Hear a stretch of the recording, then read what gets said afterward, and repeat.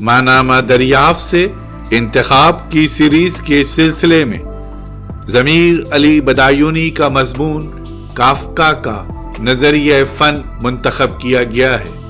काफ़का का नज़रिया फ़न दरियाफ्त के शुमारा नंबर 6 में शाया किया गया। इसे दोबारा पेश किया जा रहा है। ज़मीर अली बदायूनी का मज़मून काफ़का का नज़रिया फ़न समात फरमाइए।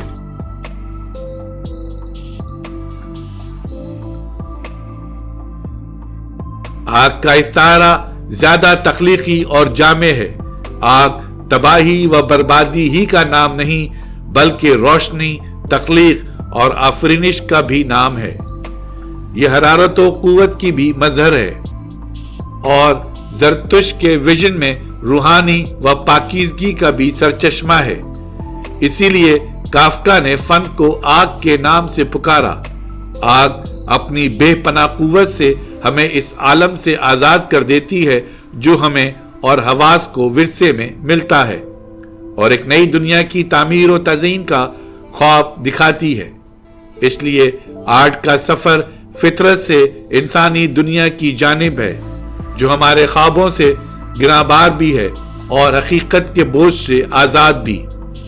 यहाँ एक नुक्ता तवज्जो तलब है कि फन का हकीकत से क्या ताल्लुक है।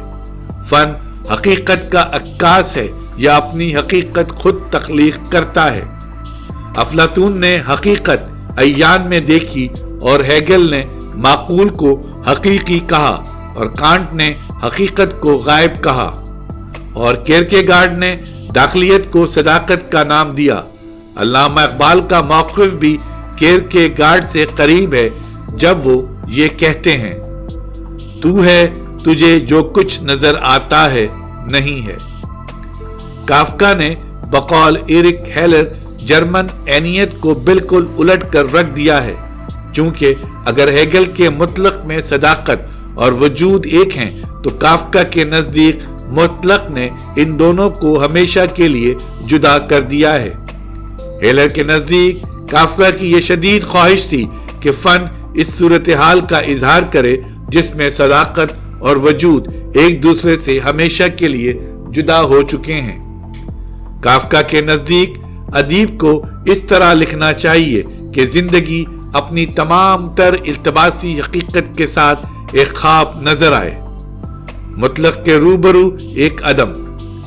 काफ़का ने आग के इस्तारे में इस पहलू को भी पेशे नजर रखा है, क्योंकि आग हकीकत को एक अदम और वाहिमे में तब्दील कर देती है और इसी वाहमे से फनकार एक ऐसी हकीकत को जन्म देता है जिसे हम आर्ट की दुनिया का नाम देते हैं, जो खुद एक वाहमे और एक ख्वाब से ज्यादा हकीकत नहीं रखती, जिसे नीत्शे ने विल टू इल्यूजन, अज़्म इल्तिबास का नाम दिया था।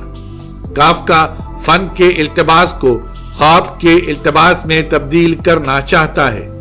एक जगह लिखता है कि हमारा फन हमारे ख्वाबों के सामने शर्मिंदा है, यानी फनकार का आइडियल ख्वाब है लेकिन वो इस आइडियल तक कभी नहीं पहुंच पाता। ख्वाब जिस हकीकत का इल्तिबास पेश करता है, फन साये की तरह इसके पीछे दौड़ता रहता है।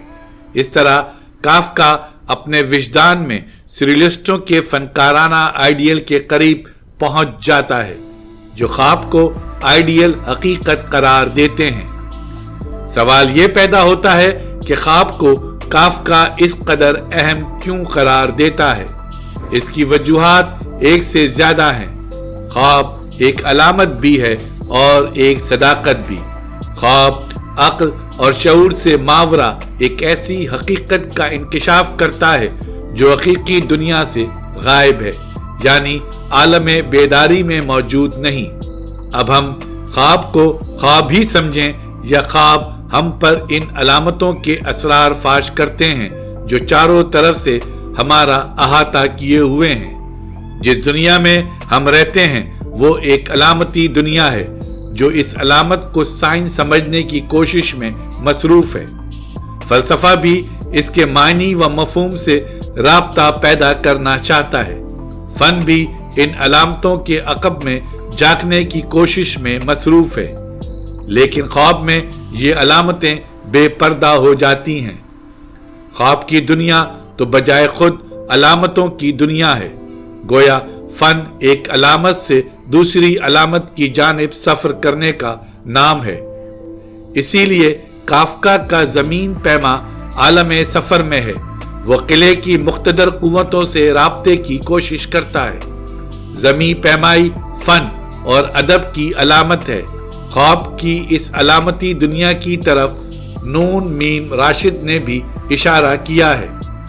وہ خواب کے اسرار نہیں جن کے ہمیں آج بھی معلوم، وہ خواب جو آسودگی مرتبہ و جاہ سے، آلودگی گرد سرے راہ سے معصوم، جو زیست کی بیہودہ کشاکش سے بھی ہوتے نہیں معدوم، خود زیست کا مفہوم۔ گویا خواب میں ہمیں زندگی اور معنی کی گمشدہ کڑیوں کا سراغ بھی ملتا ہے، لیکن خواب خود علامتوں کا ایک جال بچھا دیتا ہے جس میں طائران معنی و مفہوم قید ہو جاتے ہیں، اور یہی انسان کا سب سے بڑا المیہ ہے۔ انسان حقیقی دنیا میں جو معنی و مفہوم دریافت کرتا ہے وہ خوابوں میں گم ہو جاتے ہیں، اور ایک نئے معنی کا انکشاف ہم پر ہوتا ہے۔ اسی لیے کافکا کہتا ہے کہ ہمارے خوابوں کے سامنے ہمارا فن شرمندہ ہے، یا جسے راشد نے عرض ہنر ہیج کا بھی نام دیا ہے۔ کافکا خواب کی برتر حقیقت میں یقین رکھتا تھا۔ اس کے نزدیک خواب میں جو کچھ دیکھتے ہیں فن اس کی نقالی کرتا ہے، اور فن کی معراج یہ ہے کہ وہ خواب میں تبدیل ہو جائے۔ ہمارا فن ہمارے خوابوں کے پیچھے دوڑتا رہتا ہے۔ اسی لیے کسی مفکر نے کہا تھا کہ انسان جب خواب دیکھتا ہے تو وہ دیوتا بن جاتا ہے، اور جب سوچتا ہے تو غریب و نادار۔ کافکا کا فن خوابوں کی طرح پر اسرار ہے۔ وہ حقیقت سے خواب کی جانب سفر کرتا ہے، فطرت کی عطا کردہ حقیقت پر اکتفا نہیں کرتا، بلکہ اپنی حقیقت خود تخلیق کرتا ہے۔ کافکا کا فنی آئیڈیل اقبال اور ہیڈگر سے قریب ہے۔ اقبال، ہیڈگر اور کافکا تینوں اپنی دنیا آپ پیدا کرنے پر زور دیتے ہیں۔ ان کے نزدیک اپنی دنیا آپ پیدا کرنے کے عمل کا دوسرا نام آرٹ ہے۔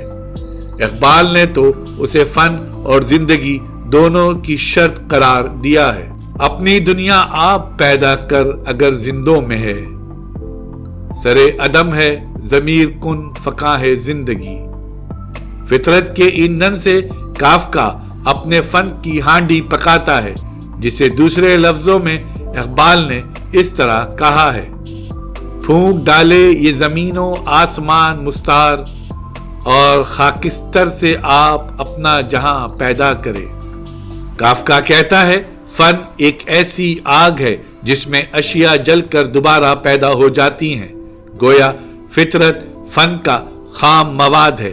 اس خام مواد سے فنکار اپنے آئیڈیل کی صورت گری اور اپنی تمناؤں کی تکمیل کرتا ہے، لیکن فطرت کے مقابلے میں اپنی دنیا کی تشکیل آزادی کے بغیر ممکن نہیں۔